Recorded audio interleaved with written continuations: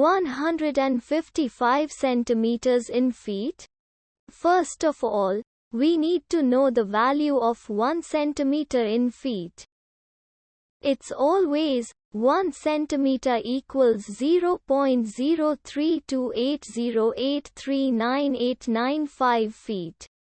Now we have to multiply 0.03280839895 by 155. Therefore, 155 centimeters times 0.03280839895 feet equals 5.085301833725 feet. So, in other words, 155 centimeters equals 5.085301833725 feet. We hope you have enjoyed this video. Please like and subscribe to our channel for more videos like this.